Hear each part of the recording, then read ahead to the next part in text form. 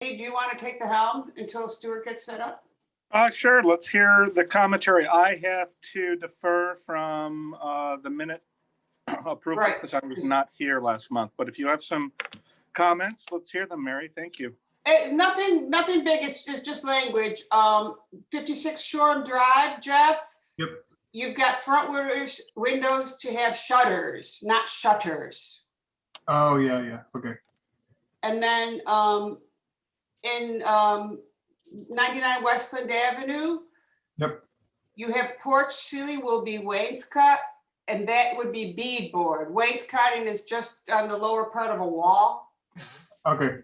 I thought that would. Got it. Otherwise, fine for me.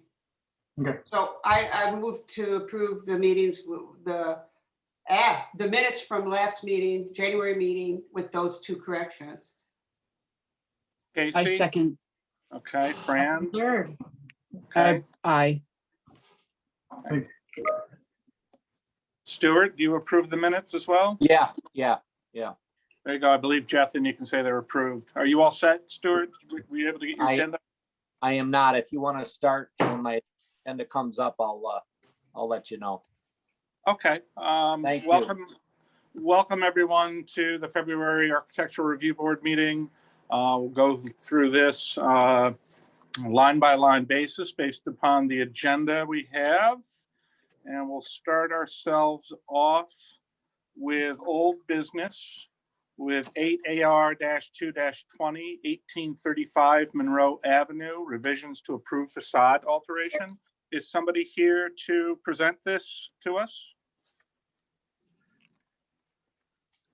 Yes, I am here. Hello, my name is Doug Templeton. I'm with Hanlon Architects. All right, welcome. And thank you. So we'll get started here. So what we're looking to do is we have a previously approved facade that we got approved back in August, and the project's underway now. And due to some of the existing conditions that we are finding in the building, we're looking to do some scaling back on some of the exterior changes. So if you look at this right here, this is the proposed rendering that was approved back in August.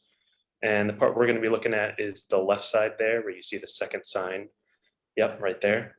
Okay. And we were going to put some a new brick veneer on that side that matched the existing. And that was approved. And now to save some costs due to some of these existing conditions, this is what we are proposing to do, which is actually keeping more of the existing plaza. The only changes on this side would be that there are no more awnings like you see on the rest of the plaza. And then that cornice detail that was on the existing plaza has also been removed. But otherwise, this part of the plaza would get fresh coat of paint. The existing brick would remain. The existing ephes along the top remains. The brick that we had proposed around the bottom there, which is the darker color underneath those windows. Yep, right along the parking lot. That concrete there will be painted a darker color. So we're just scaling back on that side. The rest of the design is exactly the same as before. So the main facade there that's facing that parking lot is remaining as approved. We're just looking to scale back a little bit on this corner end cap. Doug, can I just ask you, what were some of the conditions that you found that requires scaling back? Some of the conditions where there was some structural steel in spots that was a little bit unexpected, that they would have to cut through to make some new openings inside to accommodate the new layout.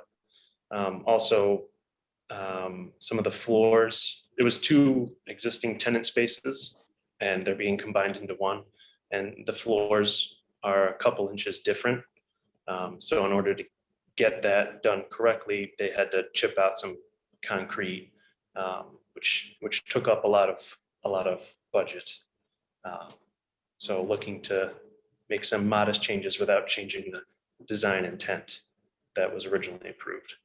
Okay, so this is a budget driven revision, not necessarily a building facade structural issue. Correct. Okay. Jeff, would you mind just flipping back to the approved facade? Okay. So that interior corner remains the same as it was originally proposed between the orthodontist sign and the mall entrance sign in that corner. So that has remained. Now over to the right, Jeff.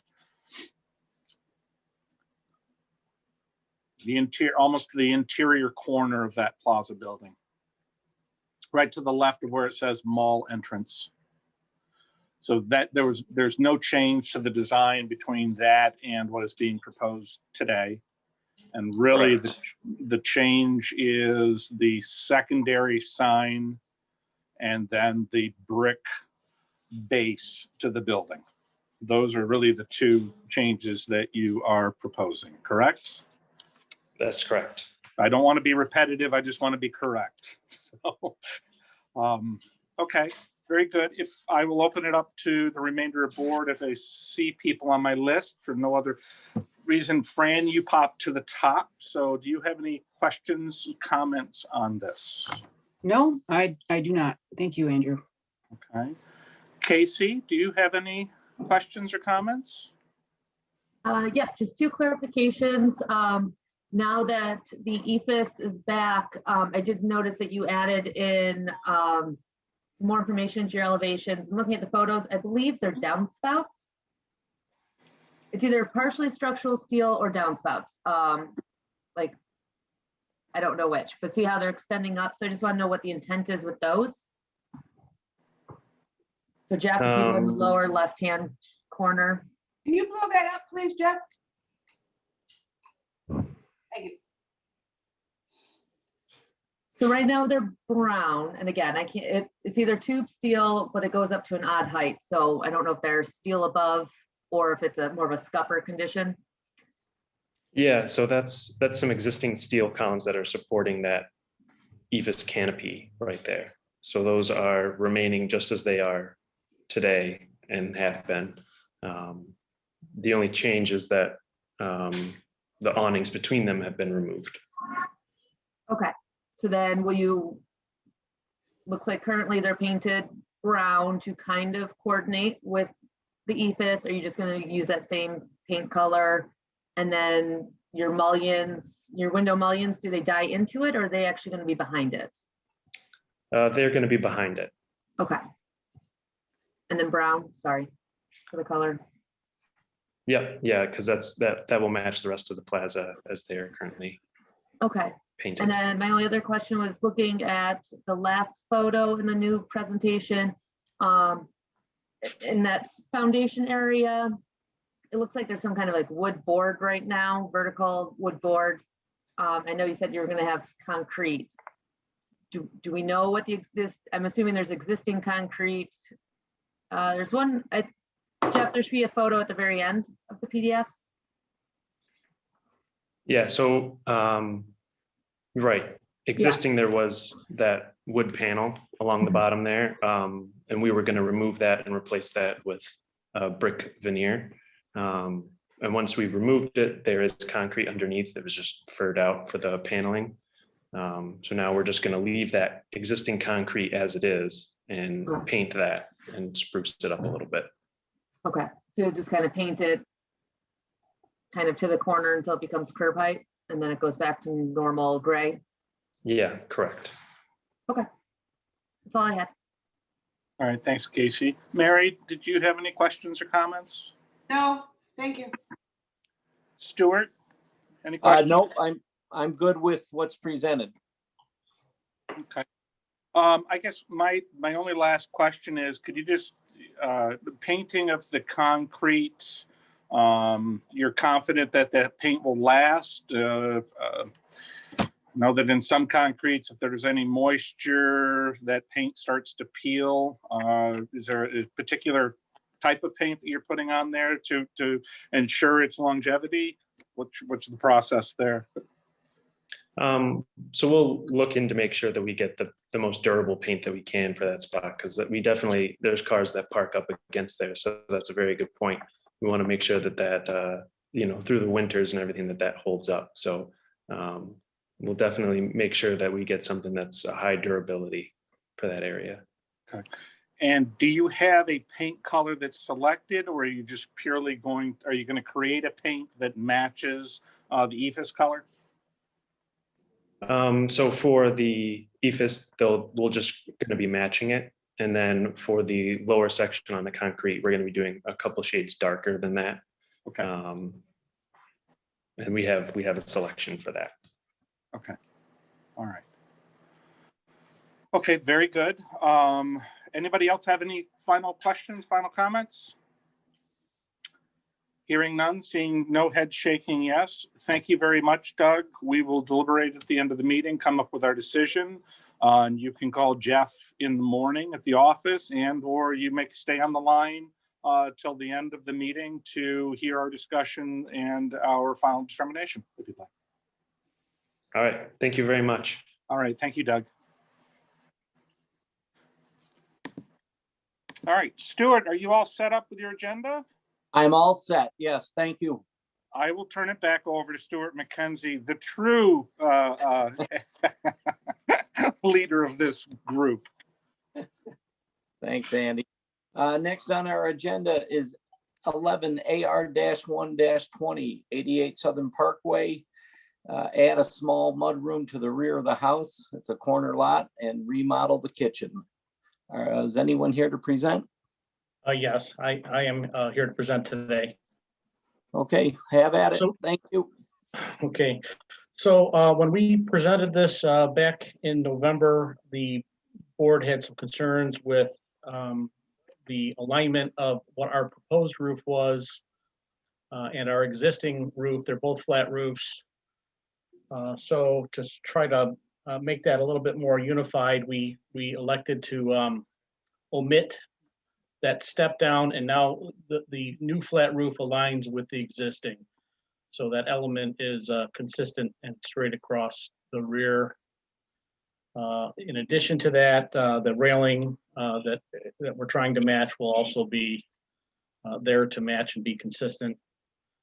The board also felt that the existing downspouts were going to be a problem, so we made notation here to relocate the third floor downspout, and we're actually locating where we want the new downspouts. They're both sort of on the south side of the new addition. They both kind of come down there. They're going to go into conduit, and so the issue was, discharging that third floor gutter onto that roof deck, which now is it's got its own path now to grade.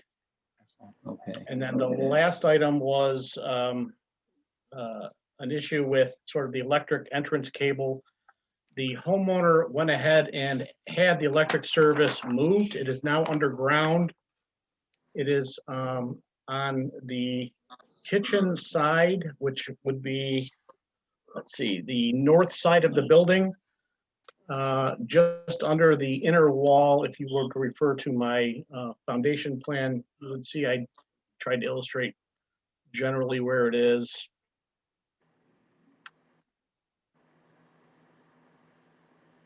I think you have to keep going. We got to get to the foundation. Anyway, in that illustration there, the inner window there that is adjacent to what we're calling the, oh, maybe go one more. There you go. So that's the approximate location of where the electric service now enters the building underground. So there should be no issue with the tie-in of the roof. So that's basically what we have. Sounds very good. Andy, you have any comments? Well, my comment is thank you very much for looking at this. I think that the aesthetics of this is much, much better than what was originally proposed. I think the rail ties in very, very nicely. Thank you for looking at that downspout. I think that'll improve the drainage here. I know that when you first presented this, you were concerned about some of the elevational changes within the structure, the elevation of the kitchen in relationship to some of the other rooms. This resolution right here does not create any hardship on the interior of the structure.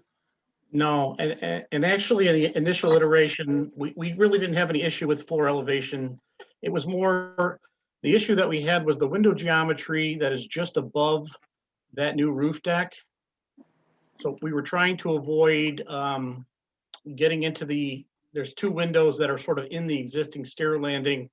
We were trying to avoid trying to edit both of those windows, but by virtue of this, we'll have to do that. So both of those windows will have to be sort of resized to give ourselves some clearance at that new flat roof element.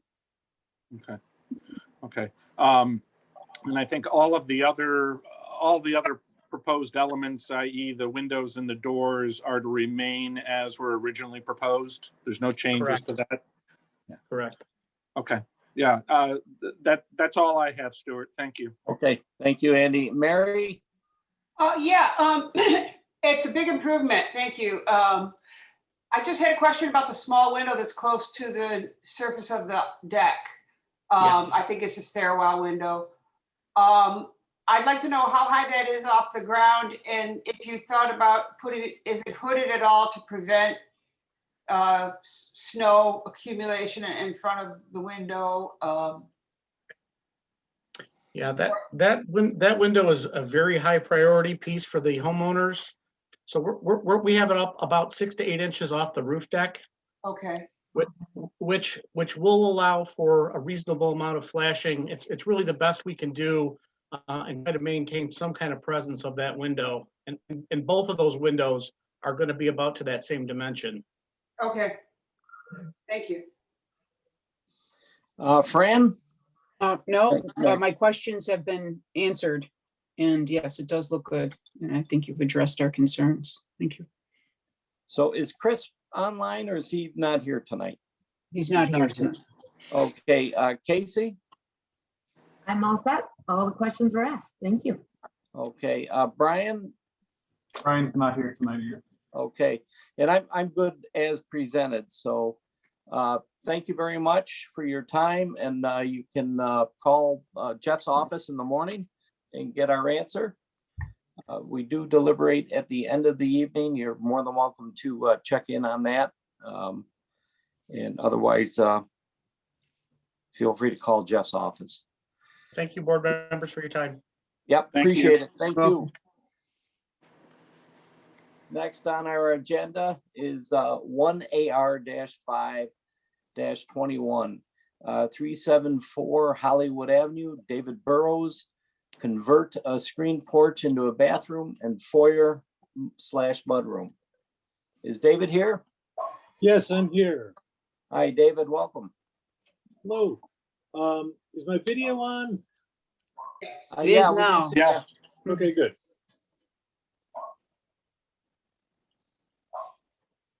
Dog's barking too. Yes, well, I'll close the door.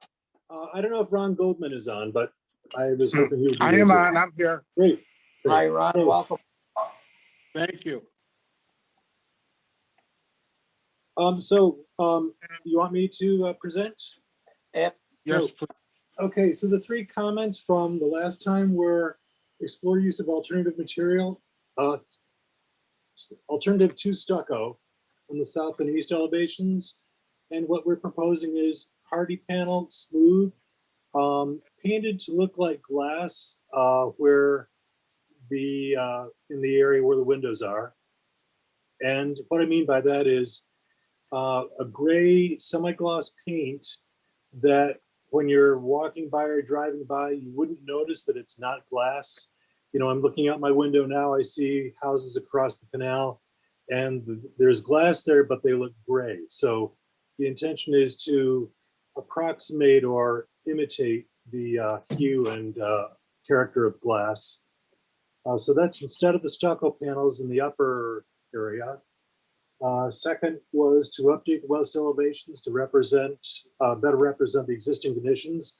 The knee wall was drawn incorrectly before. Now it's at its proper height, and the windowsill is at that height as well. And then the third was that you like the vision for conversion to maintain the semblance of openness, and that's what we're trying to do with the upper panels where it otherwise would have been screened, and in the front where instead of screen it's glass, but the proportions, the material, and the color of the framing is the same as the screens. Okay, are you all set? Yeah, that's what I did. Ron, you're welcome to have your comments too. I have really nothing to add. Okay, thank you. Andy, you have any comments? If I may, if I could go last, because I believe I missed this last month. I'd like to hear the remainder of the board's comments first, please. Okay, Mary? I don't have any comments, Stuart, thank you. Okay, Fran? I'm good, thank you. Casey? I'm also good. Okay, I have no comments. Andy? Boy, that was a quick turnaround, my goodness. We didn't give you any info, Andy. Well, okay, I'm trying to get a sense on what is happening here. So the conversion of a screened porch, and I assume the conversion of the screened porch was supposed to be done for protection of the interior, and you're actually putting in windows to enclose this space. Is that correct, Ron? And Yeah, you should look at the photographs. Flip forward a couple of pages. Yeah, I see the photographs of Okay. the snow on the screens. You took them in Right. an absolutely appropriate time, right? Yes. Oh, also one thing I want to mention, see the fence in the bottom left corner? That screens a lot of it anyway. So you're not going to really see much of the side from the street because of that fence. And, you know, Andy, I think if I'm not mistaken, this also kind of functions as a pool house, right? Is there a pool in the backyard? And this offers a Yes. lavatory, change room sort of thing. That's correct, yes. Okay, Okay. so there's even more of a function to it than for privacy. Yeah, absolutely. Absolutely. Okay. Yeah, and I guess that kind of answers some of my questions right there. So I appreciate it. I don't have any further questions at this point. Thank you. Okay. So David and Ron, you can call Jeff's office in the morning. You're more than welcome to stay for later and witness our deliberation. But other than that, you're free to go. Okay. Already. Thanks Thank you very much. Thank Good you luck. very much. Have a great evening. Yeah. Bye. You too. Bye-bye. So next on our agenda is new business, and first up is 2AR-1-21, 1129 Highland Avenue, and it's Best Construction. It's going to be an entry addition. Is anyone from Best Construction here? He's supposed to be, he just called me though, so let me see what he's saying. Okay. Do you want us to move on to the next one and come back to you, or do you want to? Let me just see. There's a raise your hand function in Zoom, so if he's on under a different name, then he can do that. He texted me and said, sorry, I don't use a computer to draw drawings. Oh, That's okay. That's fine. He's not the only one. okay. Oh, I see what he's saying. Okay, so this is, I'm putting, I'd like to add a mudroom. Here he is on the phone. If you want to put him on speakerphone, we can talk to him. Jeff, Okay. Dan, you're on speaker. Jeff, if you could show everybody the existing condition, I think it would be very helpful. So, yeah, so I have concrete steps and a brick planter, which have deteriorated considerably. So instead of replacing that, what we're proposing is to just kind of enclose that space, the existing space into a mudroom. So you're demolishing, you're demolishing the planter and the steps as well? Yes, they're pretty much deteriorated already. So we'd just be getting rid of the concrete and brick and then creating indoor stairs with walls and a roof around it. So can we have an explanation of materials being used? Dan, can you hear?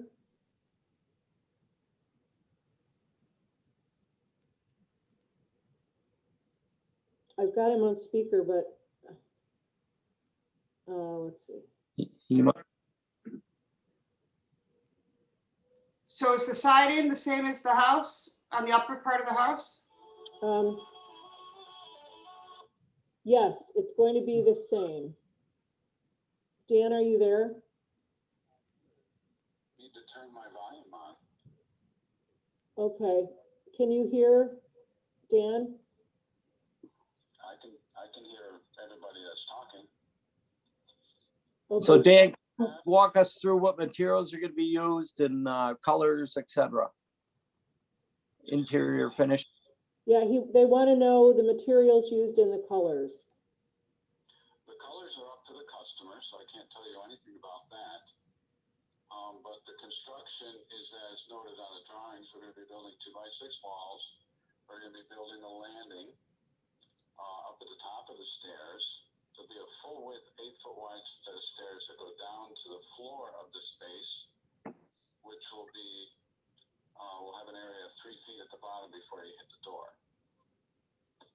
As far as materials go, 7/16 OSB on the exterior, cedar channel rustic siding on the exterior, 1x6 pine soffits to match existing. Can you scroll down a little bit so I can see my, oops, that's too far. Scroll down so I can see the cross section. I got my drawings right here. I'll just use these.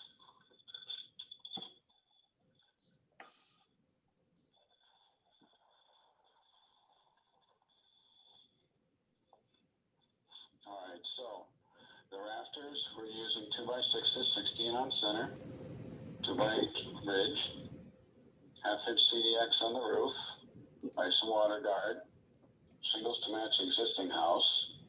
Basically, I'm just reading verbatim what you guys are seeing. 2x6, 16 on center ceiling joists, R38 insulation, basically in the ceiling just to keep it from getting real hot in the summer and real cold in the winter, because it's an unheated space. R21 in the walls. The landing is going to be 2x8s, pressure treated, with a 3/4-inch subfloor.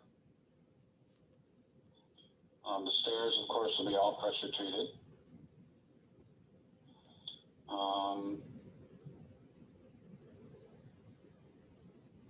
So is the ceiling and the walls going to be finished on the interior? The inside is all knotty pine. Okay. Your door swings out. You're going to have a It's a storm door only. okay. What about gutters? Any troughs and downspouts? I apologize, I didn't draw that, but we're going to tie into the existing gutters so they'll wrap around and tie into the main. Okay. I apologize for missing that one. I'm going to open it up to the committee. Andy, do you have any comments or concerns? No, I think I understand what's going on here. Could you just give me an idea and a relationship of how high the roof structure is for this addition, tying into the existing roof? I really can't tell what the height of that is in relationship to the overall roof of the existing house. Is it a third of the way up the existing roof, halfway up the existing roof? Can you give me some idea of that, please? if you want to know how far it goes up along the pitch, it's about 5 to 6 feet along the main house pitch. The total rise of the structure is less than 3 feet from the fascia to the peak. Okay. Could we see the photos again, Jeff, of the facade? So we can see the roof? It's a good idea. Okay. So basically 3 feet above that eave is going to be the peak of the new roof. Correct. Correct. Okay. You see the little tiny gable off to the left through the trees? Yeah, that's cute. We're going to be well below that, not even halfway up to that. Okay. This I is- guess I have two other questions. Number one, I assume that the windows that are being proposed will match the existing in character to the existing home, or is it a completely different style window? That's the first question. The second question is, there seems to be quite a bit of room between the top of the screen door to the actual peak of this structure. And I wonder if, to kind of minimize the look of that vertical siding, if there might be some element that could be placed in there. So it, I will say disguise that vertical siding above the doorway. Well, I know what you're saying there. Let me address your first question on the windows.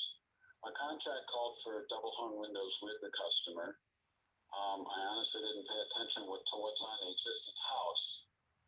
So if you could go back to the existing house, let's see what they got on there. I think they might be, okay, so to the left of that doorway, you've got what looks like a 2-light casement. I think that's part of the kitchen. Yep. But then off to the left, there's a double hung.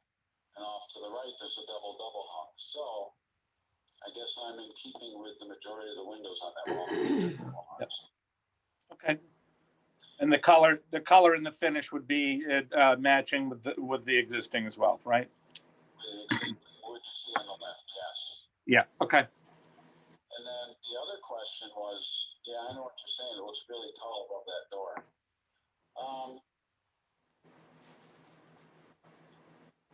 I think I'm not it, sure what we it can do looks with that tall. other than maybe creating a line across from one side of the overhang to the other and putting a different kind of siding from there up.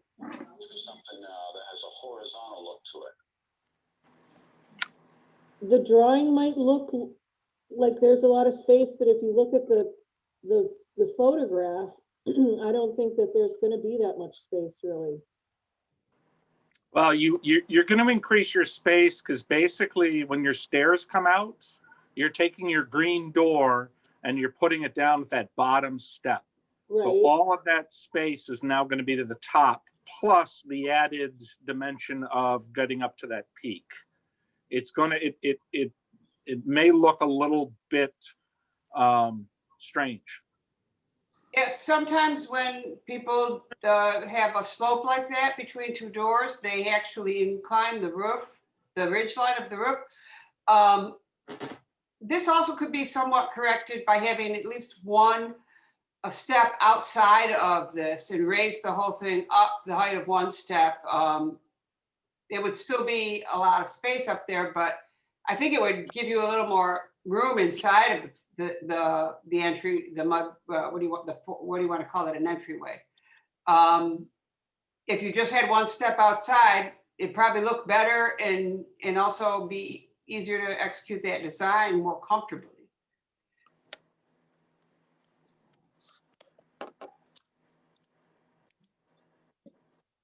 To do that, but that would also eliminate one set of risers inside the structure.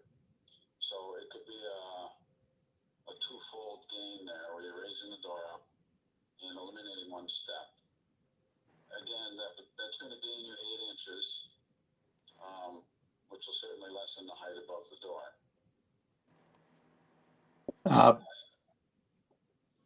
Andy, are you all set? Yes, I think those are the couple questions, and thank you, Mary, for adding that in. That's a good good suggestion as well. Mary, are you set? Yeah, the other possibility is they could put a little circular or whatever window up above the door. If it's something that would work with the budget. That would also bring more light into the space from the south, because that's facing south, if I'm not mistaken, or no, maybe not. No, you're not. Fran, do you have anything to add? You had mentioned that you were removing the brick. Are you removing the brick only in this area or along the whole face of the house? Just the planter. Okay, okay. The steps. And is the roof slope, it's the same as the existing house?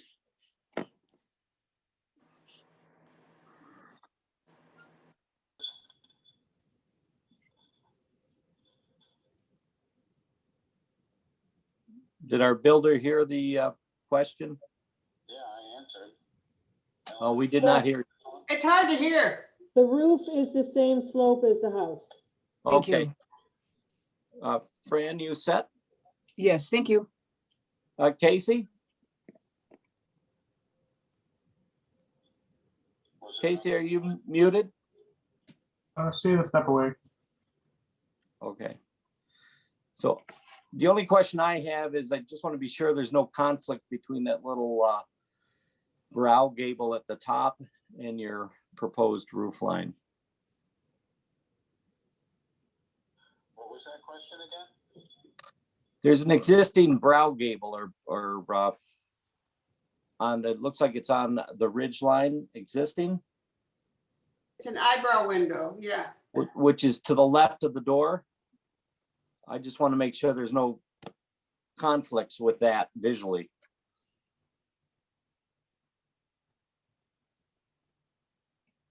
I think he stated that the actual peak of the roof for the bump out is actually going to be well below that little gable piece. And it's Okay. gonna complement it because it'll match it. But All right. your question is not coming up the roof any higher than 3 feet vertically. Yeah, it's just, So, it's, 3 feet above the gutter is as high as it's gonna be. yeah, It's well below that decorative gable. yeah, I'm coming from an aesthetic standpoint, so I just, that's the only concern I have. Is Casey back yet? Okay. So I'm gonna close this presentation. Thank you. You could give Jeff's office a call in the morning to get our answer. You're more than welcome to stay on tonight and listen to us deliberate. But other than that, appreciate you being here this evening. You're welcome. Thank you. Thank you very much. Thank you. Next on our agenda is 2AR-2-21, 35 Whitestone Lane, Greater Living Architecture, a second-story bedroom addition. Is it anyone here from Greater Architects? Yep, Great this is Living Joe O'Donnell Architect- from Greater Living Architecture. Joe Pa, how are you? Good, how are you, Stuart? Good evening, everybody, and thanks for hosting the meeting tonight. We feel it's a pretty straightforward proposal. We have a family that's growing and would like to have an individual bedroom for each of the 3 daughters. A couple ideas we looked at was an addition over the garage itself, which is over on the left-hand side of the front elevation and the graphic you're seeing now. But we wanted to be careful that we didn't mess up the symmetry of the original house. You've probably seen photographs of it. So we proposed pushing the addition more towards the back bedroom off the 2nd floor, maintaining the hip roof lines, actually making the bedroom subordinate to the main portion of the front elevation, and continuing the fascia lines, matching the window configurations. These windows had to get a little smaller, only because of the roof line above coming up from the original house in between the garage and the main section of the house. So you see a front elevation, a rear elevation. We think it actually blends in nicely, and looks almost as if it was there from the beginning. So I'll open it up to questions. Jeff, can you show us the existing? Andy, you're up. Sorry. The photos, yeah, Andy, you got, the front. Andy, you're up. Okay, Joe, if you could just go through some of the materials that you're going to be using, Yep. just so we understand that, please. Okay, yep, the materials above are going to match the siding that is right below in that center section between the garage and the main portion of the house again, and it's pushed back from the front elevation of the house, making it, as I mentioned, a little more subordinate to the main house and not compete with it. The shutters will match in color and materials, and the roof will match in materials. And as I mentioned, the siding will match. So it'll stack nicely right on top of that connection between the main house and the garage. Okay, my next question, just on the rear elevation, and Okay. it appears as if that lower room, the lower existing room, actually juts out from the main body of the home, and your wall that you're putting in will be in line with the main body of the house, correct? I mean, I believe That's correct. There was an addition done, a kitchen addition done prior that bumped out that portion of the house and the back elevation. So we are matching up almost in line with the back. What I want to say, it'll be, we'll have to create a better joint there than is graphically shown, where we make the transition from the brick to the siding. Okay. Okay. Yeah, right there, Jeff, right above the door that says existing, it should say existing door, it says existing window, but that transition will have to create a better transition from the siding to the brick. Some form of vertical Yeah. trim in that area. You know, if it would help, Andy, what you see on the right-hand side where I've got the corner board, Yep. we can easily put that corner board on the left side and make that transition, because the only difference in elevation between those two is the thickness of the brick. Okay. And is that similar to your connection on the front facade too? Well, the front facade, if you just scroll up a little bit, Jeff, that's set back. That's a great point. Yes, we can do that in that inner corner, that inside corner as well. Yeah, I don't know what the treatment is on the first floor and how they treated that connection between the brick and the siding, but Great point. Great point, Andy. We'll match that. You can make that a condition. Okay. Yeah, I think this looks pretty good, Joe. So that's it of my questions right now. Thank you. Good. Mary? I just wanted to know if that corner board was going to end up being flush with the outer edge of the window trim, of the door trim on the back. No, it would stop at that roof that projects out over the existing triple window there. It would stop there. That looks a little odd there with the door. I can't really see. It's all on the same. I can't really tell what's on which plane. Yeah, so I see. The door is underneath the roof then. Exactly, and the door is recessed in. It's you know what it is, Mary? It's a connection that was built at some point in the past that connects to the indoor pool that's behind a garage. It's like a indoor passageway.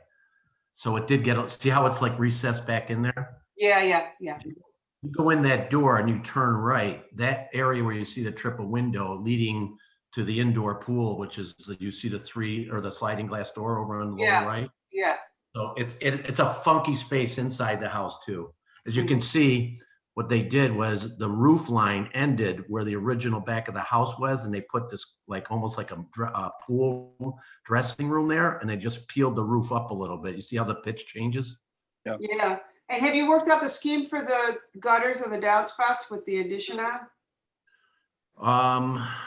If you can go back to the elevation, I can. Or just tell us what.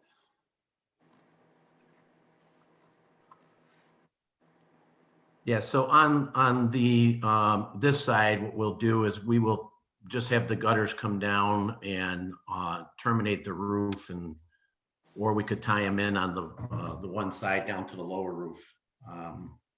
I could certainly. Yeah, I don't like it going across the top of the roof, but so we might not have a choice but to let it discharge onto the roof down to the lower gutter. It does appear that if you go to the existing photograph, Jeff, of the front elevation, there is a downspout that comes down. Yeah. Is there a potential to connect into that gutter Yep. section of the main roof? Yep, that's what we'll do, Andy. We'll do that. Although I don't like the placement of the existing gutter. Yeah, too bad it's not around the corner. Exactly. Well, I'll tell you what, if you want to make that a condition, we look at that. I'm certain that they'll be open to it. I would have to look and see if it's symmetrical, even though it's a bad detail, it is symmetrical on the right-hand side. But we could look at moving those around the corner very easily if you'd like. Yeah, it kind of ruins the effect of the coining. No, it's a great point. You're right. So Oh, to your downspout, guys. Your question, Mary, we'll tie in horizontally on our fascia, we'll tie into the side fascia of the house and then figure out if we can do something with that downspout. Thank you. Yeah, see how that gutter's laying on the roof? I just can't stand it. Yeah, it doesn't look Yep. good. Yep. Okay, are Mary and Andy all set? Yeah. For now. Fran, you have the floor. Yep, my questions were answered. Thank you. Okay. Casey?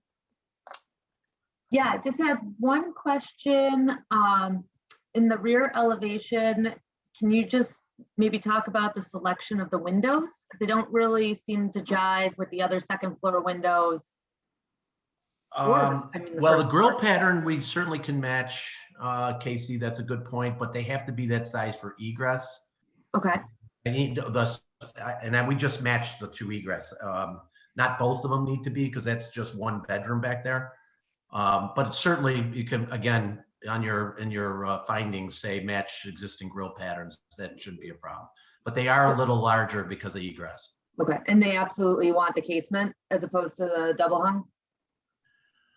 Or is that part of the egress requirement? I believe, yeah. We could, if I can get a double hung in there to meet the egress, I will do it. Okay. Not that anyone else thinks that. It was more just trying. No, it's a great point. It's a great point. Good call, Casey. But other than that, I mean, everything looks great. It's a nice addition. You fit it in really nicely. Thank you. And I have no comments. I tend to agree with what everyone said, and another nice project, Joe. Okay, Thank you. Good seeing everybody. Yeah, you can call Jeff's office in the morning and okay, and get our answer. Okay, thanks so much. Take care. Yep, right. Talk to you soon. Bye-bye. Next on our agenda is 2AR-3-2120 Buckland Ave, Jack Sechrist. First floor addition of owner's suite for owner's suite. Is Mr. Sechrist here? Yes, can you hear me? Yes. Okay, How are you? Welcome. it's nice to see you again. Yes. The homeowners are proposing to add on to the right side or the south side of the house. Their intent is to create an owner's suite. They are in their probably early 60s and are looking to stay in Brighton. They don't want to look for a new house, so that they felt that this was the right solution for them. Right now they are on their bedroom is on the far right-hand side or far left-hand side of the house. It's over the garage. The front of the house has got right now a kind of a rubble sandstone.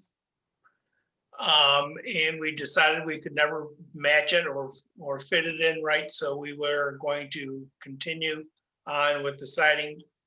You can see in the lower right, it's vinyl siding. Which I guess you guys are allowing these days.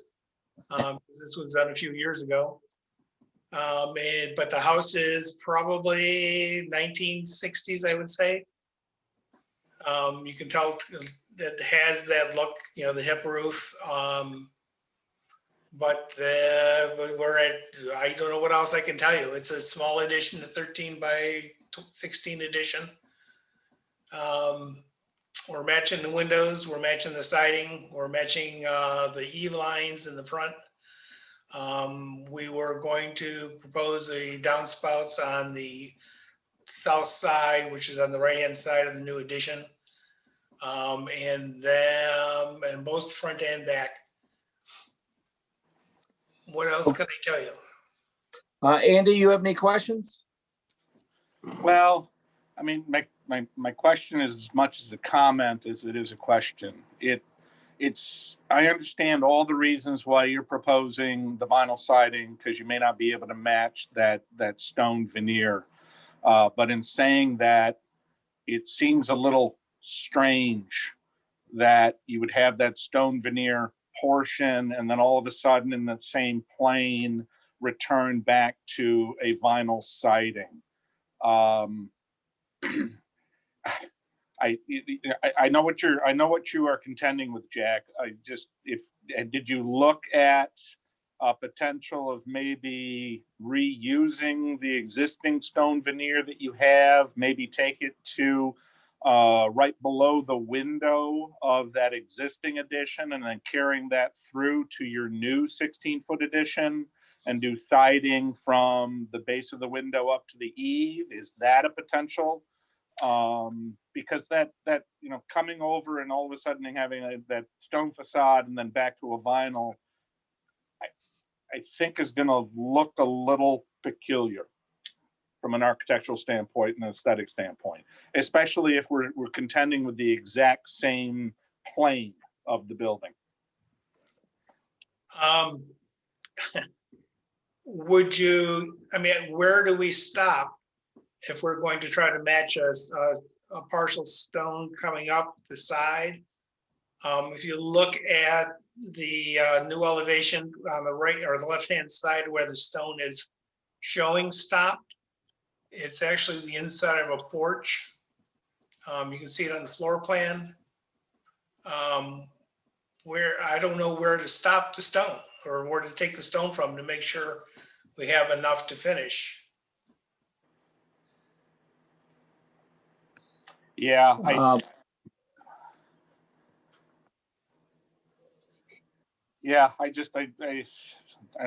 that's really my only comment that I have. I think everything else from a size perspective, from the roof and tying in everywhere else, it makes an awful lot of sense.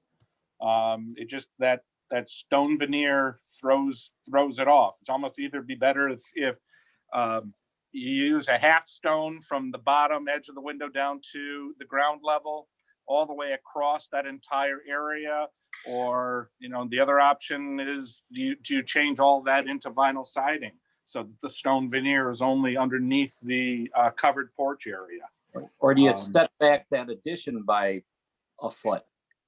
Right, or you change the plane of that addition, but I think then that destroys the square footage of your addition. Well, no, you just offset it in the back as well. Well, I'm guessing that they want a square room. Yeah. They want to line up walls. I don't understand why they would want that. They're overrated, Jack. I understand. I would think probably that the lower stone might be a solution, but I don't know how to accomplish it. Right. Okay. I mean, that really is my only comment. I mean, I'm actually okay with everything else.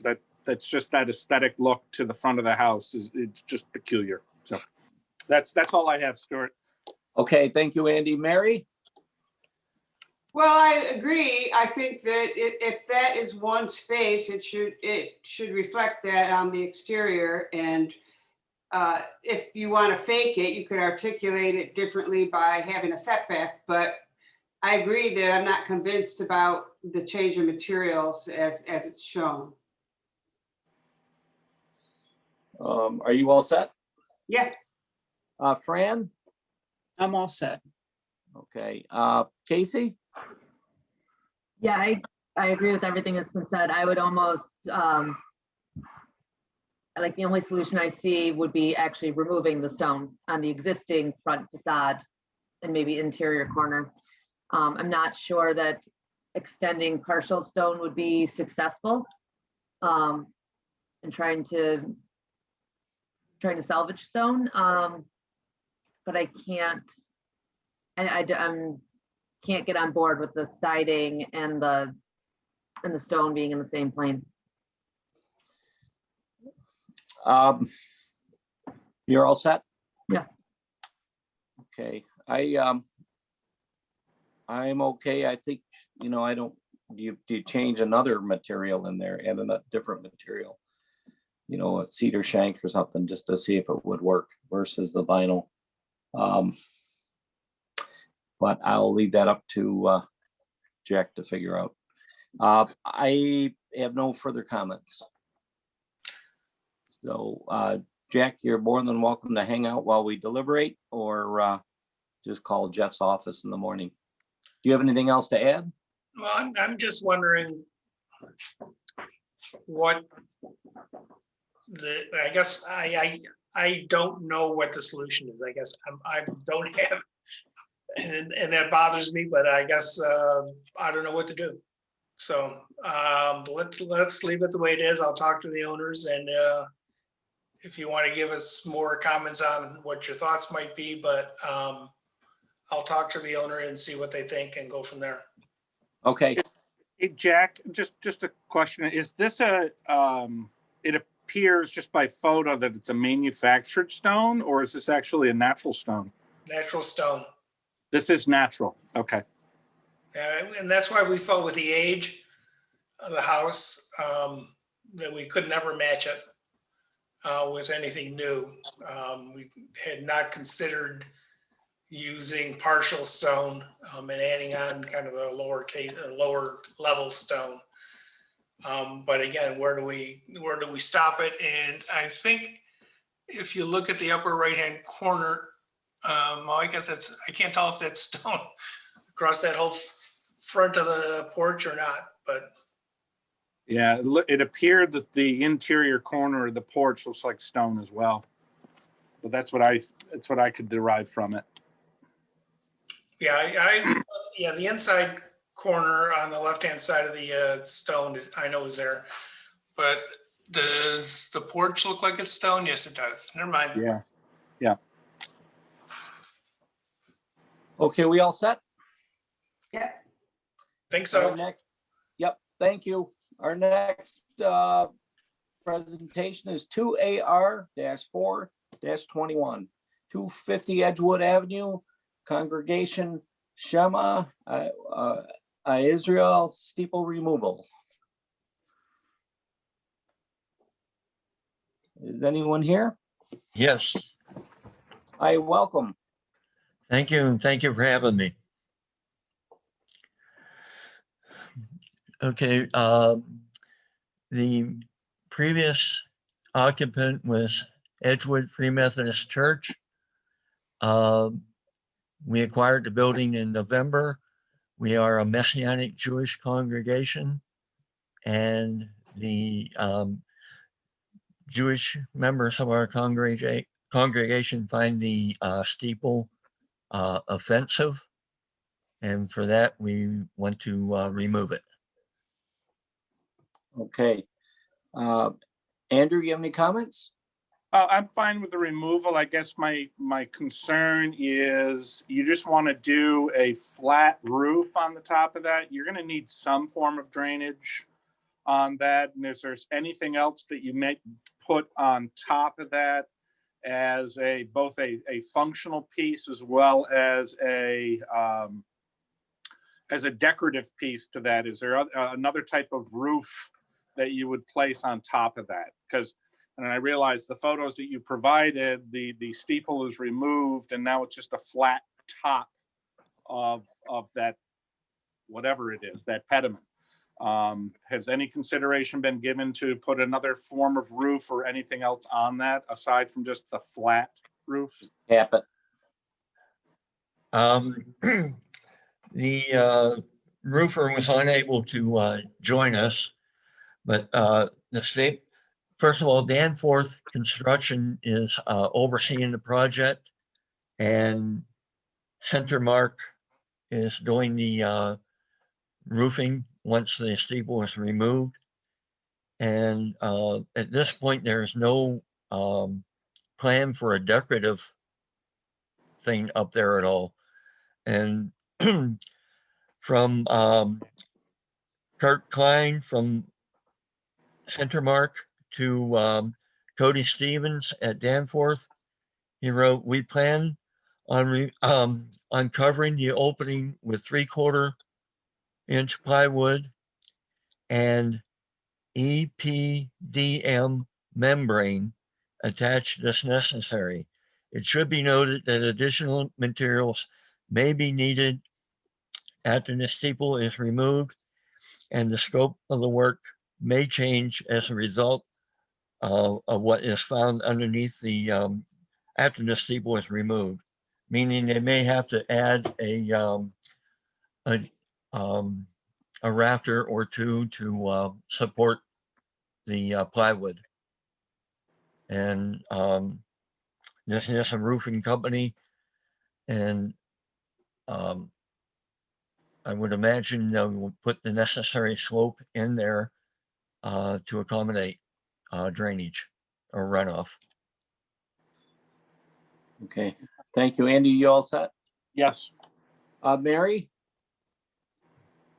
I think I understand why you'd remove the steeple. I think that the piece that remains, it seems a little insignificant, and I think that you will find down the road that you might want to make it a little larger and put a pitch on the roof of it. But I think that's something you'll discover on your own. Right now, it just looks like, you know, a circumcision that went too far. Well, now that you mentioned that, some people in our congregation went to find the history of the steeple, and it goes back to the male anatomy. That cupola has to stay there because all of the beam members of the roof join at that point. So that is structural, and it has to stay. Oh, I wasn't suggesting you remove it. I was suggesting maybe you build it out a little bit and put a pitched roof on it. But that's, I don't want to design it for you. I just think it looks a little underscaled, maybe just a little bit. Mm-hmm. But I understand what you're doing. It's a demolition project, basically. Mary, you all set? Yeah, thank you. Fran? I'm all set. Okay, Casey? I'm gonna second what Andy was saying. I think,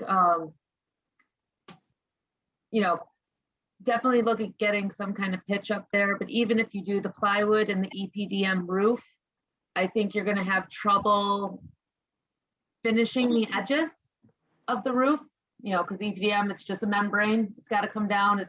You need to have some kind of flashing, at which point then you're running into issues with how do you stop the water? How do you get the water over the flashing?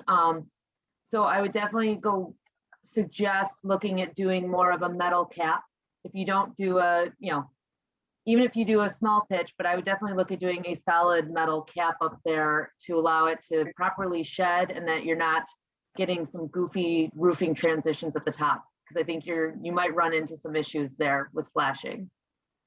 From a design standpoint, I understand it. It doesn't bother me. I don't think just EPDM on the top is going to be your solution. Thank you, Casey. You're all set. I'm good with what is presented and what I back up everyone's. So you can call Jeff's office in the morning and get our answer, and or you're more than welcome to stick around for our deliberation. So Thank you for presenting tonight. Thank you for having me. And thank you for finding your home in Brighton. Okay. Thanks. All right. Have a good night. You too. Next, we're on to signs.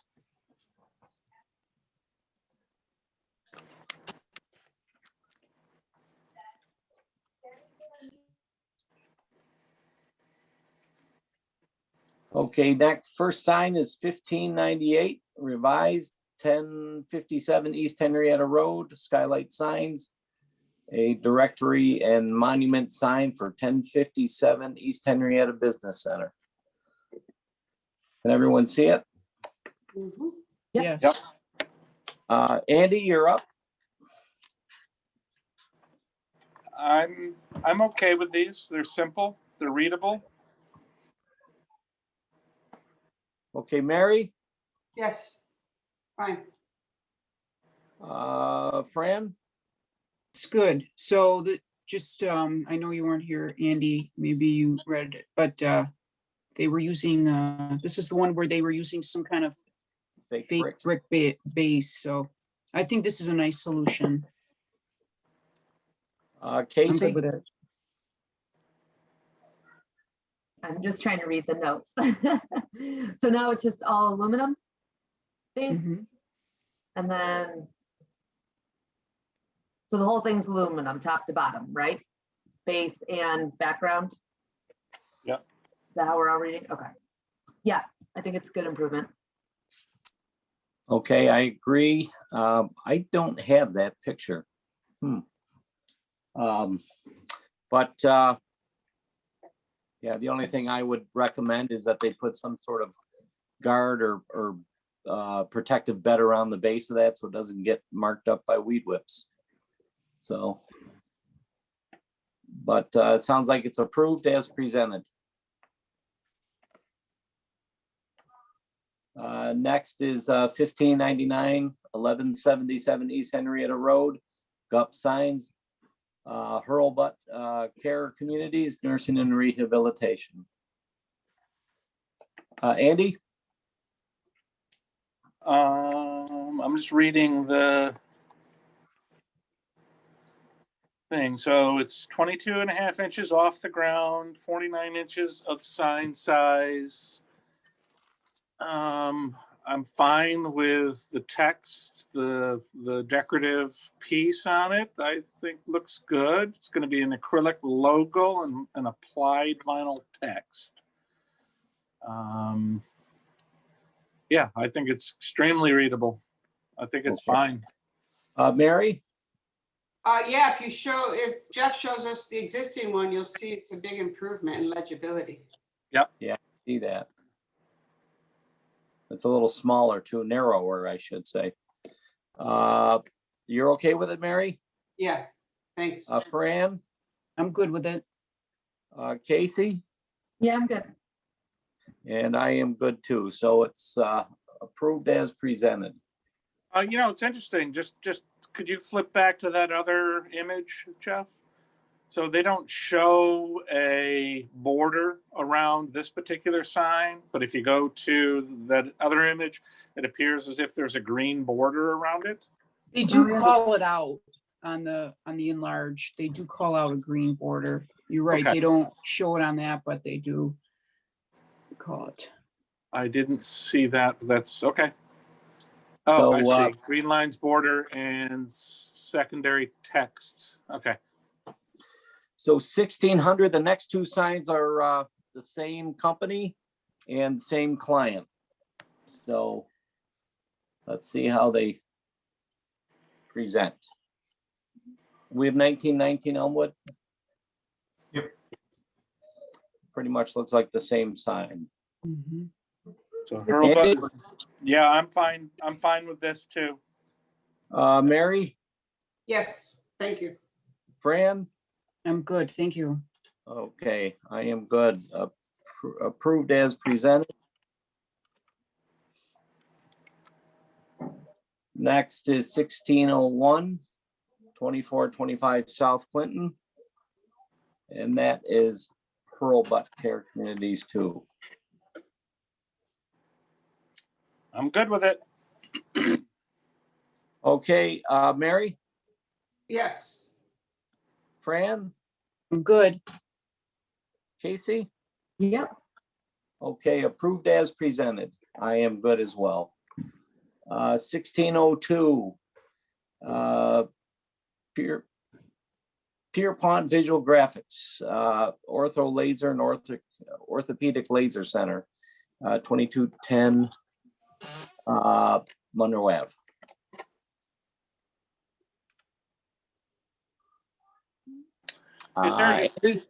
Is there a description page, Jeff?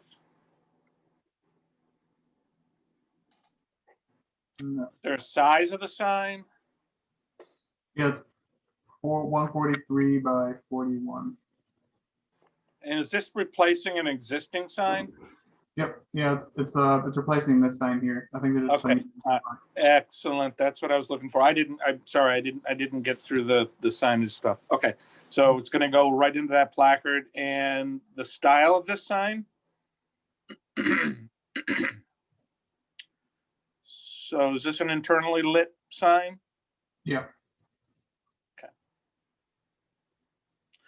I assume that Ortho Laser is their DBA and their, wow, that's tough. When I first saw it, it's tough to read, but if that's who they are, I'm fine. Mary? Well, I wish they had real light flashing out from the Z. But no, I agree. It's not optimally legible, but otherwise I don't have a big issue with it. Fran? I approve it. Casey? I think it's very exciting with lots of movement. Is that a yes or a no? Yes, I said approved. Okay, and I am good too. So that's approved as presented. Got it. 1603 is 1900 South Clinton Ave, Blackbird Design, building face sign, RFG Training and Nutrition.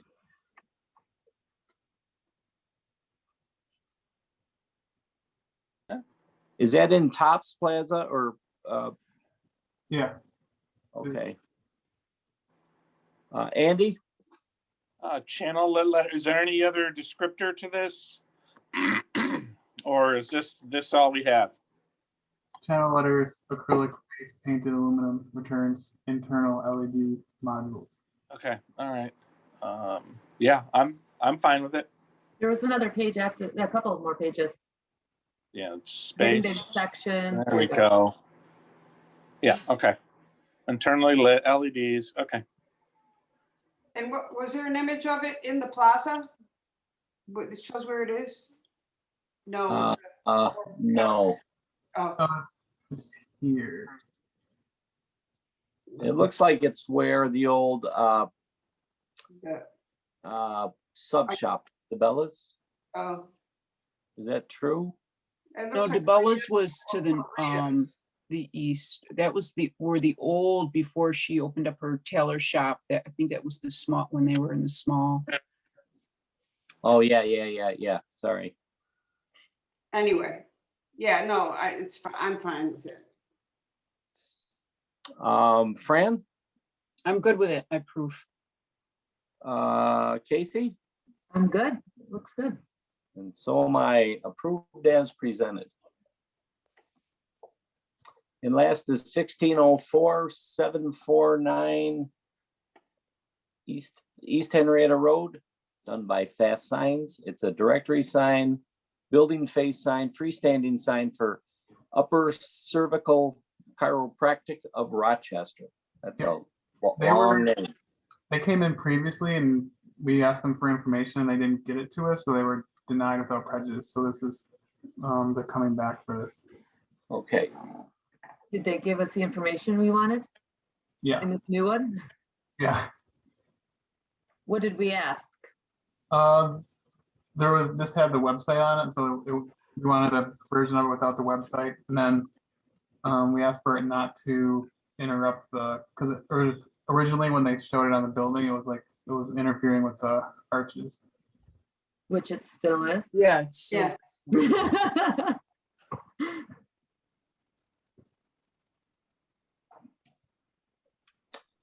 Andy? Yeah, I'm not in huge favor of this because it's still interrupting that middle arch.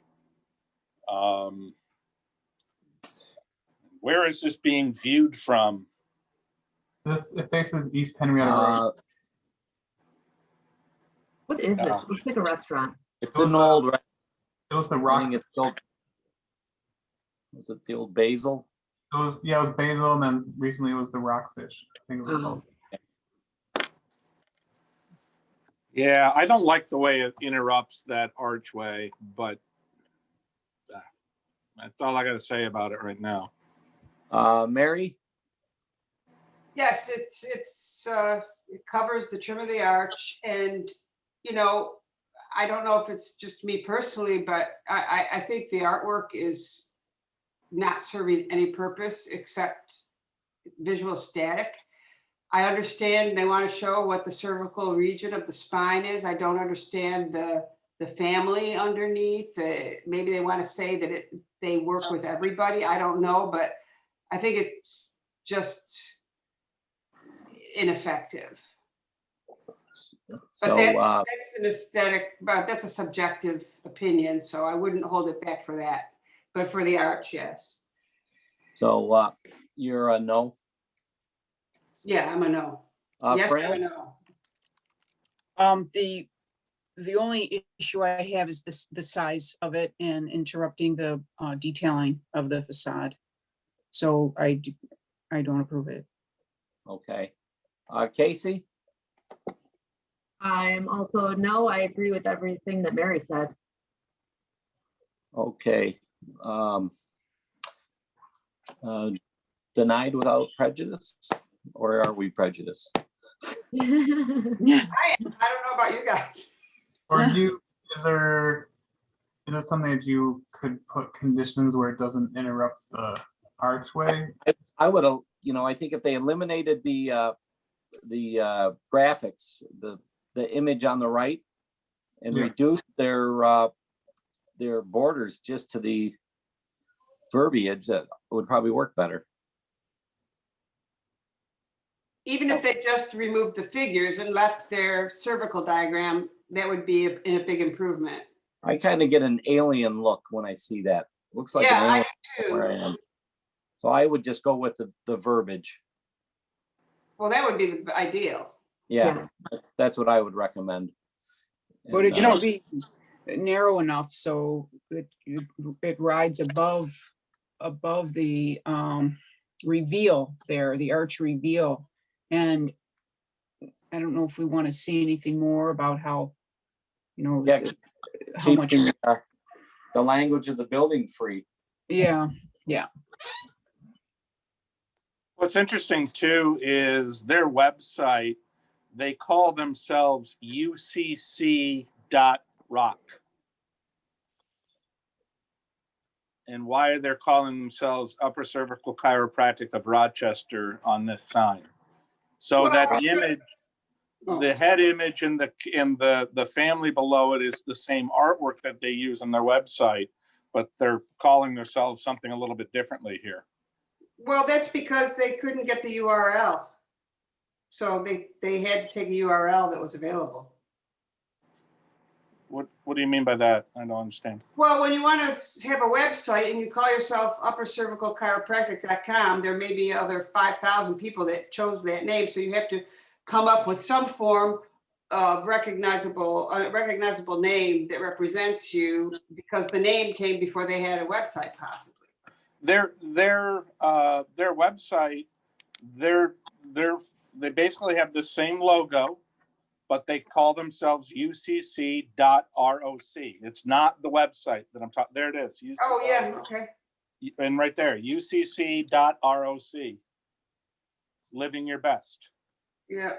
And what they're doing is they're putting, Upper Cervical Chiropractic of Rochester on That might be sign. their, that That's might an be actual business name. their legal name, yeah. Yeah, and they want people to understand what they do too. UCC wouldn't cut it. But that's a good point. And what the reason I was making that point is if you go back to the image of the building, there's a lot less text and confusion with what they have on their website than what you see up here. And by making it a little bit smaller, you could conform with the arches and communicate who you are as ucc.roc. So. Okay, we're good at denying it Jeff- and have them come back. Are we gonna, Yeah, do you have enough info? are we gonna table it or deny it? Let's table it, sorry. Yeah. Yeah, the sign must clear all architectural detailing. Well, you're not going to get through the vertical detail because you have the same vertical detail at the center of that arch going to the top. I get Right. that. I don't think that's an issue as much as the arch. Gotcha. Everybody good? Yes. Can we look at the other signs real quick? Yep. Yeah, they're all approved. Oh, the directories, yeah. I'm good with the directory stuff. What color is that going to be, Jeff? Does it say? It's gonna be black and white. Okay. What's that thing next to it? Used to be another sign here pointing to the restaurant, but they're taking it out, I imagine. And this is another one. This one needs a variance because I don't know, and I think the chances of it getting approved are minimal, but this other one. Okay. Everybody good with those other signs? Mhm. Yeah. Okay, so just the building sign Okay. is tabled. You put in all those other signs. My gosh, they're taking over the entire building, right? Yeah. So they can decrease the size of their building sign. Yes. Or something. So can we move on to old business?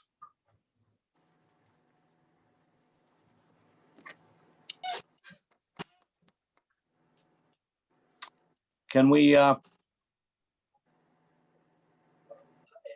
look at 8AR-2-20, the revised drawing? Everyone, Andy, you good with it? Yeah, I'm not a huge, I like the brick much better. I thought it solidified this end of the building and hopefully that was going to carry through the remainder. I'm okay with the revision to the top. I just have concerns about painting the concrete foundation and the longevity of that, but that's on them to make sure that it always looks good. Yep. So I'm okay with this. Okay with it? Yeah. Mary? I'm not surprised that this happened, and I think they should have had some kind of contingency planning, but I guess I'll have to accept it. So that's a yes? Yeah. Okay, Fran? Approve. Casey? Yep, I'm good with that. Okay, I am, so it's approved as presented. 11 AR-1-20, Southern Parkway. It's the add small mudroom to the rear of the house, corner lot, remodel kitchen. Andy? Yeah, no, I'm very pleased with the revised design. I think this works out so much nicer on so many different levels. I would approve this. Okay, Mary? Approved. Fran? I approve. Casey? Approved. Okay, I approve. It's approved as presented. 1 AR-5-21, 374 Hollywood Avenue, David Burrows, convert the screen porch into a bathroom, foyer, and mudroom. Andy?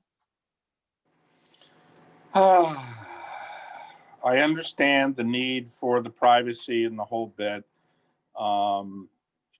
Painting siding to look like glass, I'm not I'm not familiar with that technique necessarily, but I don't have any major issues with it. Okay, so that's a yes. I'd love to hear everybody else before I say yes or no, to be quite Okay, honest. Mary, Yes, I'm fine. Fran, Approved.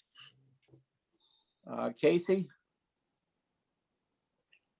I guess I wasn't really on the team window group last time on changing the materials, but I would love to hear what is the intent was with that. Because I do agree that a glossy gray paint seems odd. yeah, you lose all the environmental colors that a glass would pick up.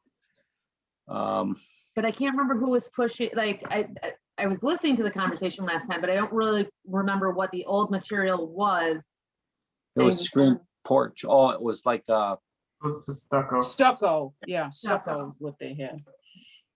And then but I remember people had suggestions or thoughts in their head on what it could be. And I thought it came from the conversation, during the review process with David. So I guess, but I don't remember it being glossy paint. There was talk about it being, I remember like from switching from stucco to a more flat material. And then I think when colors came up, that's kind of when people started talking about making it look like glass maybe. Okay. Yeah, I thought we were gonna pursue real windows, but I can't remember. So Casey, are you yes or a no? It is, I think it is what it is. It's a little odd, but it can always be painted. Again. Well, I mean, he could use opaque glass, but I mean, there's so many really architectural solutions that I think you'd follow. I'm gonna deny it. No. So Andy, it's your turn. Well, I'm not sold on the painted smooth surface hardy panel. I think Jeff, can you flip to the existing photos again, please? What is the material of the base of this house? I can't tell. I believe it's brick. And then it's a wood siding. It's a wood siding by the underneath that curved roof structure. Whoa. Going the wrong direction.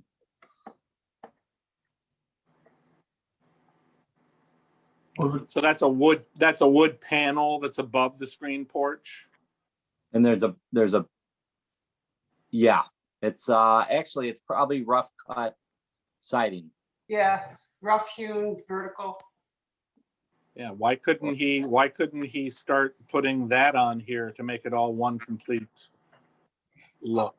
All right, well, I have to say something here. Andy, you weren't here last week and this was brought up and we asked him to try to go towards the window direction, not towards the siding direction, right? So, Right. I think it's okay to deny this because we don't think that he solved the window problem, but to go back to Well, say, we do have 3 approvals out of 5. Well, I know I wasn't here last month. I would vote not to approve it because I don't know enough about that's why I wanted to hear everybody else's commentary on this initially. Because I'd never seen this before. I'm not on board with painting of a stucco panel to look like a window as a viable option. Yeah. Well, it would be hardy board that they're gonna paint. Add one more material to this house, right? So I have Andy as a deny, I have Mary as approve, I have Fran as approve, and I have Casey as approve, and I was denial, so it's 3-2. I feel like the conversation last week was kind of in the direction of creating like a look of windows. I don't know if anybody else that was here was like, but I feel like that's kind of the way that the discussion had gone previously. Yeah, I remember it. We that got way. three votes against 2, so it's approved as presented. So. Yep. That's still a win.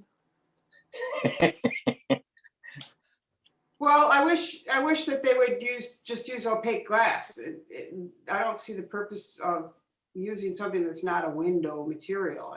Windows don't have to be see-through. They scored on a rebound, Andy. Yeah. So new business is 2AR-1-21, 1129 Highland Avenue, Best Construction, an entry addition. Andy? Yeah, I'm stuck on the height of this structure in relationship to the doorway. I guess the other thing that I didn't bring up before, they're just going to put a screen door or a storm door down at that entrance to act as the main entryway. And I think that is lacking. I think if that becomes your front door, then it should have a front door feel to it. Absolutely. And I'm really concerned about that height. I mean, it's over 2/3 the height of that window from the door up to that peak. Something has to occur in that space to give it some form of, mitigation of that vertical siding. And vertical siding, quite honestly, in the front of a house, as your front look to this home, may not be the correct material either. I realize they're repeating the material from the rest of the house, but that vertical siding is recessed back quite a ways. Yeah. And it's out of, it's a little bit out of view. This is bringing it right up front, right in your face. Yeah. P111 belongs behind the barn.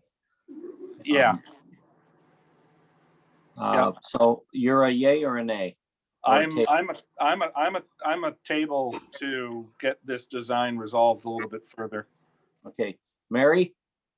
I would agree with that. They could either use a pediment, raise the door a little bit, put a window above the door. There's lots of stuff they could do.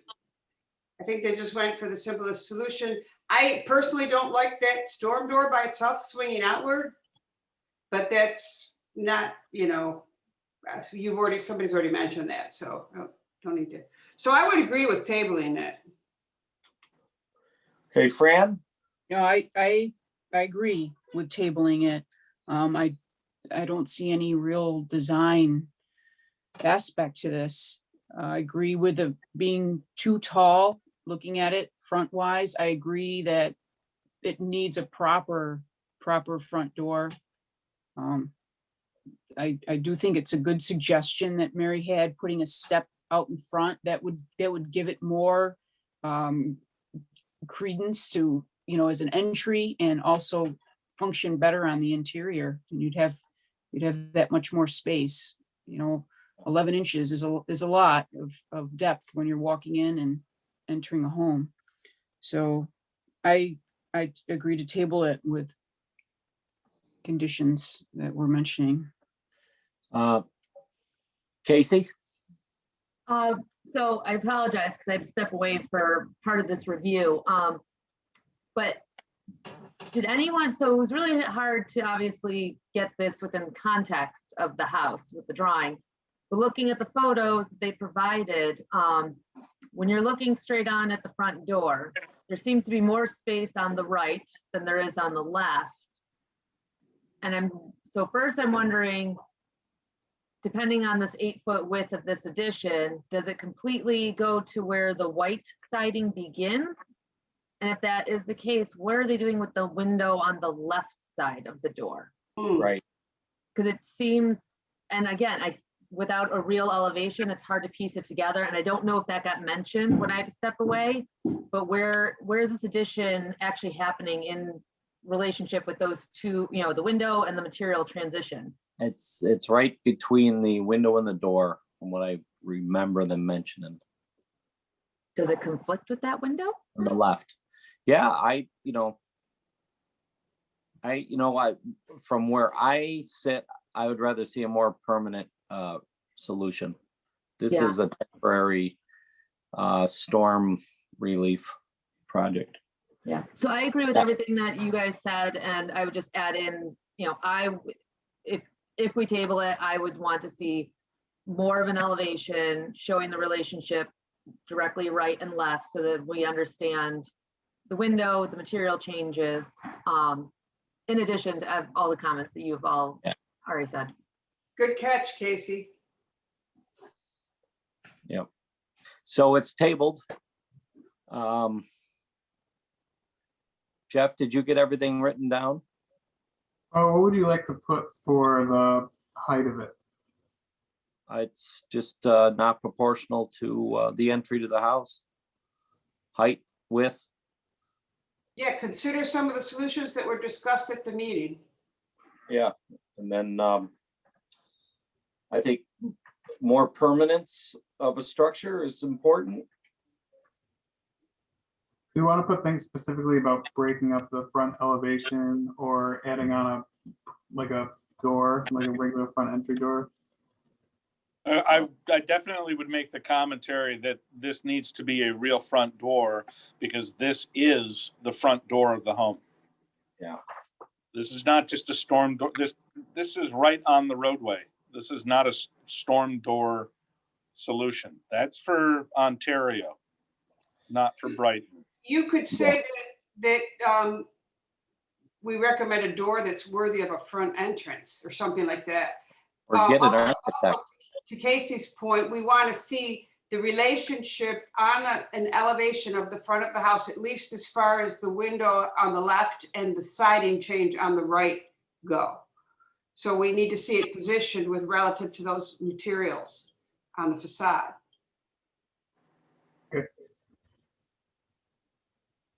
Are we good on that? What do you have, Jeff? You want to read it back to us? I'm kind of still working it out, but I put consider solutions discussed at meeting for the front portion of the structure. Add a real front door, or add a door worthy of a front door, something like that. Front entrance. A front entrance. And then provide a drawing that shows the relationship between the front entryway, the windows on each side, and then transition in materials. So the first part you read, Jeff, read that again, because you want to mention that we need to correct the excessive height between the top of the door and the peak of the roof. Okay. Proportionally. I'll put that as a. Okay. And then I think materials too, we wanted to talk about. I'd say even if they were to continue to use the T11 because it matches existing, you at least have to also talk about the base material. And you don't want, they're just showing it going down to just above grade. And is that exposed foundation or a board? It's a double 2x. They have a double 2x10 pressure treated board as their base. Yeah, the pressure treat is not the roof. Wasn't this contractor from Ontario? I don't know.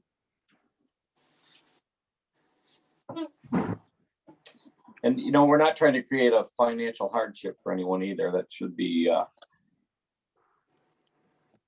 also. Yeah, but I don't want to see I don't want to see a shed in the front of a house. Yeah, no, I totally agree. I just even the materials he's using are shed-like, Yeah, deck-like.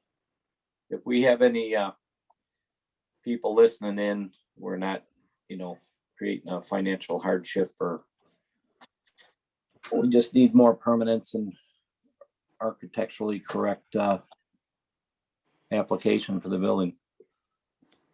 So. Can we also state in there that the window, the height should match the height of the existing building and the character of the window? Yeah. Mhm. That'll be an interesting thing too, Fran, because you're adding, a foot to a foot and a half worth of elevational difference between the landing or, entering in through that door into that space. Those windows are going to be, that lowest window is going to be at your shoulder height. So, yeah.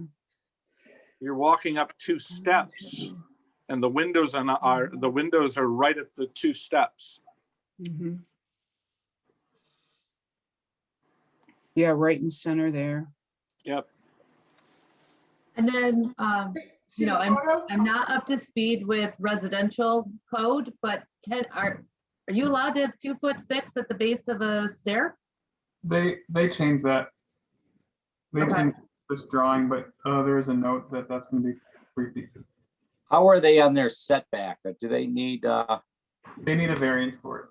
All right. Well, that might be a safe net. Any other questions or comments? So you do want a condition about the windows being at the same. Can we see, before we write that, can you show us the photo again, Jeff, so we can see where the other window, the existing window is? Yeah, they're really high on that eave. Yeah.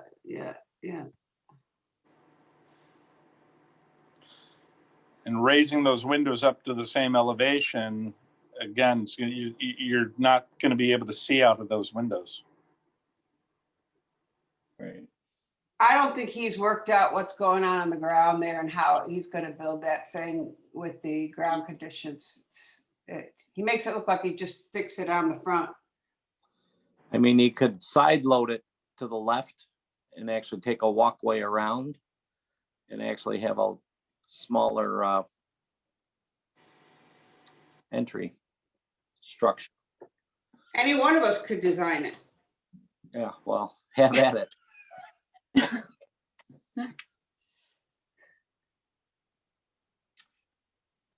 So we good to move on? Yeah. Yeah. You want the windows to be at the same height? Is that going to No, don't. style? Did they say why they're not just doing a porch? No.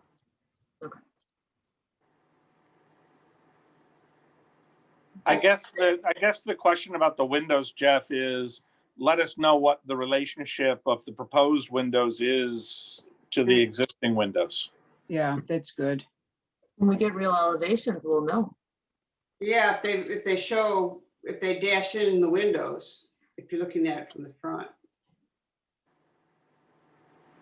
And did we say that to have this drawn with the entire facade so we can see how it fits in? I have I showed. don't know if we mentioned that, Jeff. I put show the context to the windows on the sides and then the transition. Okay. Yeah, as long as he gets that area there between, including the 2 sets of windows, I think we'll be okay. As long as we have the photo. Okay.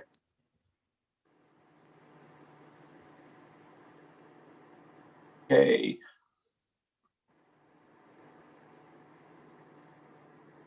Jeff, you got all your comments? Yep, I'm good.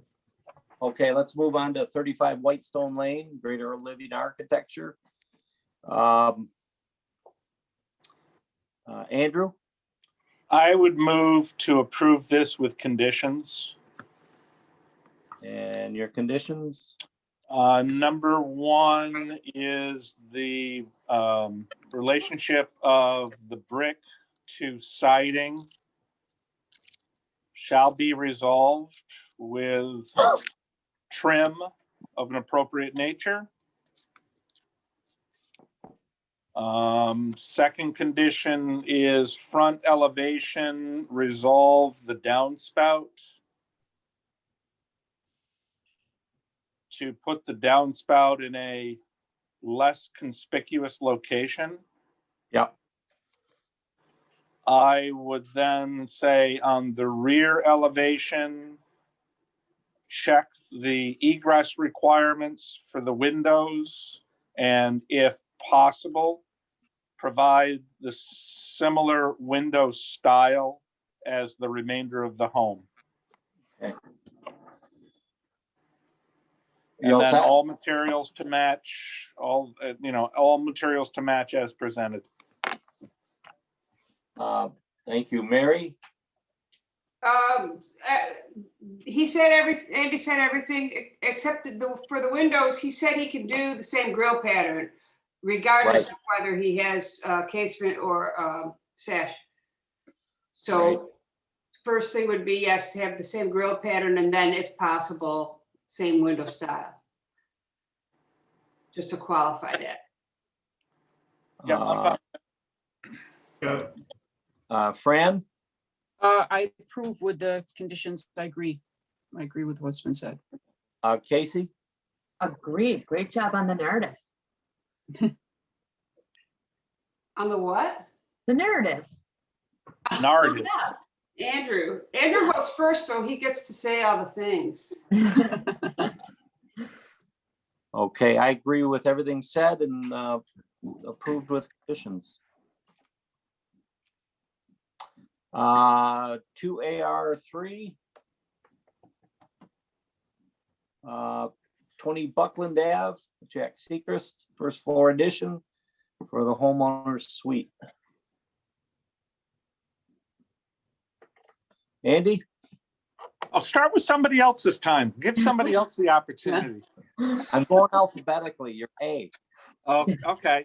Well, I would move to table this application to resolve the material conflicts of the front facade and the newly proposed addition. Okay. Mary? I could say what he said, but yes, I think it should be tabled due to the inappropriate material resolution, or whatever you want to say there. Fran? Yeah, that I agree that there has to be some transition. That's not what this is here. Put it up against each other. I think we have a new committee spokesman. Casey? Ditto. I agree. All right. So that's tabled. 2AR-4-21, 250 Edgewood Ave. Casey? Oh, now you start with me? Yep. Going back. Architecturally, I'm fine with it. I think they need to work out the material and construction details.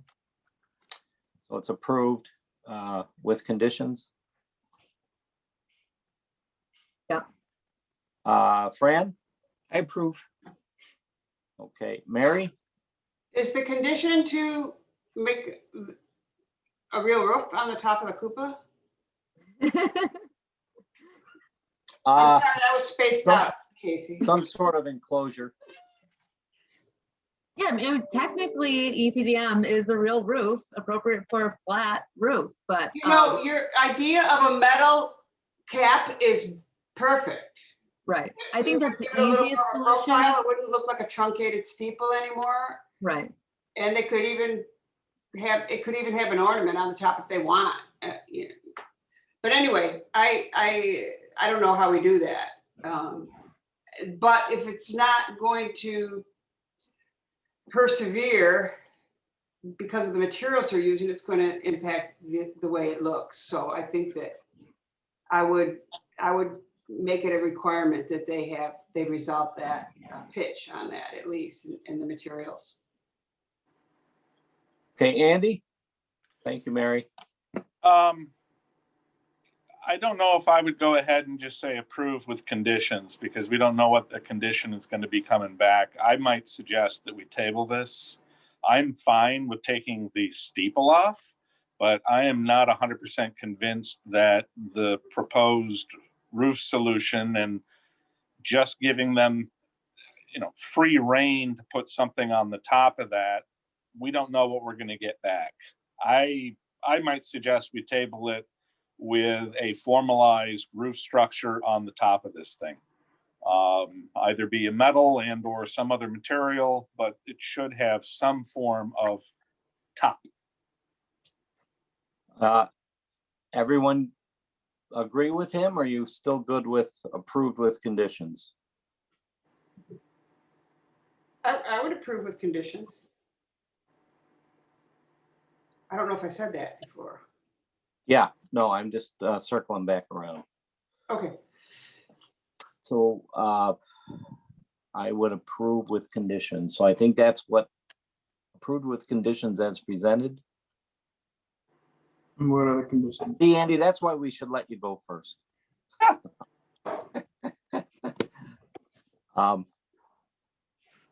What do we want the condition to be? I would definitely have a cap with positive drainage. Whether it's a shallow peaked cap roof. I would say to cap the I guess we'll call it a cupola with Or base. the steeple base with appropriate material and treatment to protect the condition of the structure. But you're gonna I'll throw this out. You're gonna get EPDM again. Right. They're gonna come back and say that that is an appropriate material for a flat roof. Therefore, I've met that condition. But if we're saying the roof needs to be pitched, They can do. You can pitch EPDM too. I think it needs to be an architectural. It needs to be an architectural element and not just a piece of 3/4 inch lumber or a pitched piece of 3/4 inch plywood with something on it.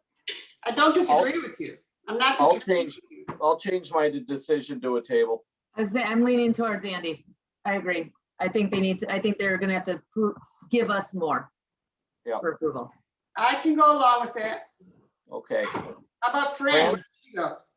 Yeah, I'll go along with that. I think, it could still be EPDM on plywood with a positive slope, and part of the EPDM is to have flashing. It's part of the system to enclose it and waterproof it.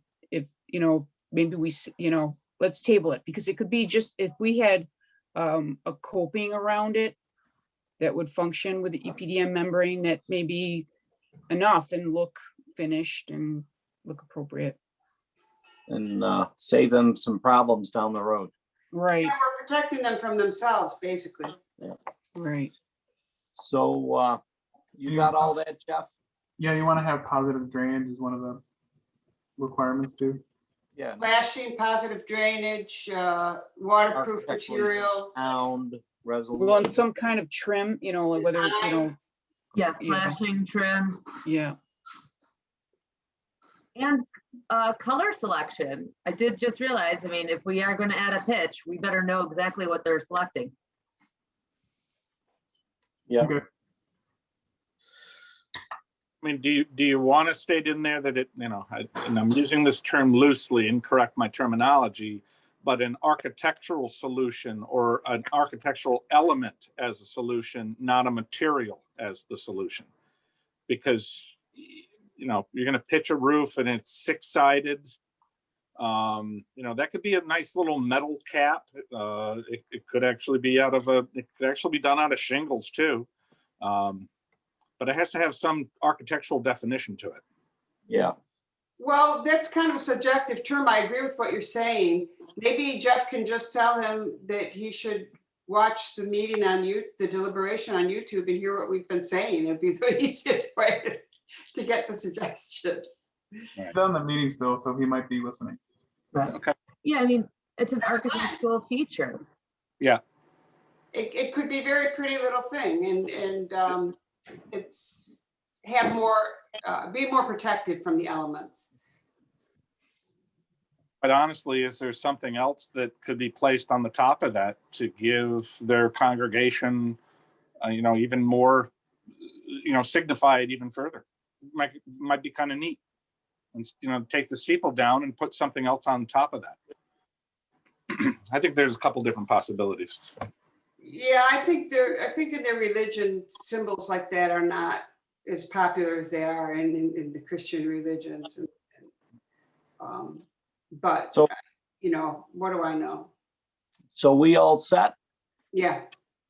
I am. Well, I want to thank everyone for participating tonight. So it was a good discussion.